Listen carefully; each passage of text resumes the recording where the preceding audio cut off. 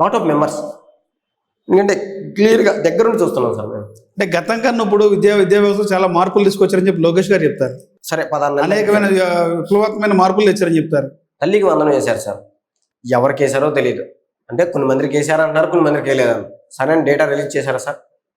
మేము ఇన్ని మందికి వేసాము కాన్స్టెంట్గా, ఇన్ని మందికి పడలేదు, ఇన్ని మందికి ఎలిజిబిలిటీ ఉంది. కానీ జగన్మోహన్ రెడ్డి గారు ఒకటి చేశారు సార్. మా అధినేత ఏం చేశాడు? వసతి దీవెన కానీ విద్యా దీవెన కానీ పడిన వాళ్ళకి క్లియర్గా డేటా చూపించి, పడని వాళ్ళకి మళ్ళీ సచివాలయంలో అప్లై చేసుకొని మళ్ళీ రిపీట్గా వేసేవారు సార్ సెకండ్. ఇప్పుడు అక్కడ డేటా కనపడుతుందా? వేసినట్టు కలా క్లియర్గా కనపడుతుందా? కొన్ని మందికి మాకు వచ్చినాయంటే మాకు వచ్చినాయి, మాకు రాలేదంటే మాకు రాలేదు. ఈ విధంగా ఉంది సార్. అంటే గతంలో జగన్మోహన్ రెడ్డి గారు ఇంటికి ఒక వ్యక్తికి వేస్తే ఇప్పుడు కూటమి ప్రభుత్వం ఇంటిలో ఎంత మంది ఉంటే అంతమందికి వేసామని చెప్తున్నారు.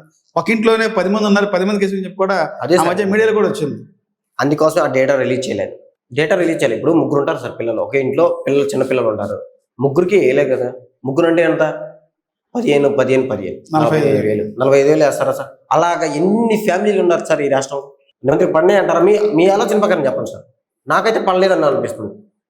ఏదో అడపాదడపాకులు పడి ఉంటాయి నాకు తెలిసి. సూపర్ 6 పథకాల గురించి ఎలా స్పందిస్తారు? ఏం చెప్తారు? ఇప్పటికే ఆల్రెడీ సూపర్ 6 అంతా కంప్లీట్ అయిందని చెప్తారు. సూపర్ 6 ఎన్ని హామీలు ఇచ్చారు సార్ ఈ రాష్ట్రంలో? మీ ఇందాక బెస్ట్ ఎగ్జాంపుల్ అన్నదాత సుఖీభవ 2 సంవత్సరాలు 16 నెలలు గడుతుంది, 5,000 రూపాయలు ఇచ్చారు. జాబ్లెస్ పీపుల్కి ఏమైనా ఇచ్చారా? ఇవాళ విద్యా దీవెన, వసతి దీవెన ఇవన్నీ పెట్టారు. మా జగన్మోహన్ రెడ్డి గారు పెట్టారు. ఇల్లు తల్లికి వందనం పెట్టారు.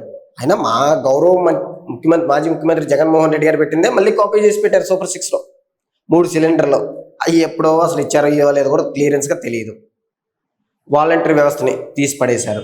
వీళ్ళు చేసే దందాలు ఏంటంటే లెక్కర దొరికితే అక్కడ దొరికితే ఎక్కడ దొరికినా ఎవరి మీద ఒకటి వైసీపీ మీదకి తోసేయాలి. మా అధినేత మాజీ ముఖ్యమంత్రి జగన్మోహన్ రెడ్డి గారికి బ్యాట్ రావాలి. అంటే ఆధారాలు లేకుండా కేసులు కట్టకూడదు కదా. ఆధారాలు లేకుండా కేసులు ఎలా కడతారంటారు? ఆధారాలు ఏదో ఒకటి సృష్టిస్తారు సార్. ఇప్పుడు నేను మీతో మాట్లాడాను సార్, ఏదో లెక్కల మీద ఏదో మీద తోసేస్తారు.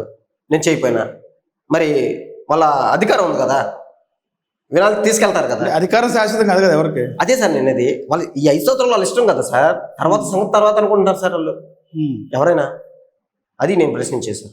కానీ నేను ఇందాక చెప్పాను కదా సార్ మీతో, అధికారం ఏమీ శాశ్వతం కాదు. ఎందుకంటే ఏదైనా ఉంటే సబ్జెక్ట్గా మాట్లాడుకోవాలి. ఏ డిబేట్లో అయినా సరే, ఇంటర్వ్యూలో అయినా సరే, పార్టీ తరఫున కానీ, లేకపోతే పోస్ట్ పెట్టేది కూడా మంచిగానే పెట్టాలి సార్. ప్రశ్నించే గొంతుగా పెట్టాలి కానీ వికృతిగా పెట్టకూడదని కూడా నా భావన. అది ఇప్పుడు మా భారతమ్మ మీద అమ్మగారే మాకు అదేందా, అదే విధంగా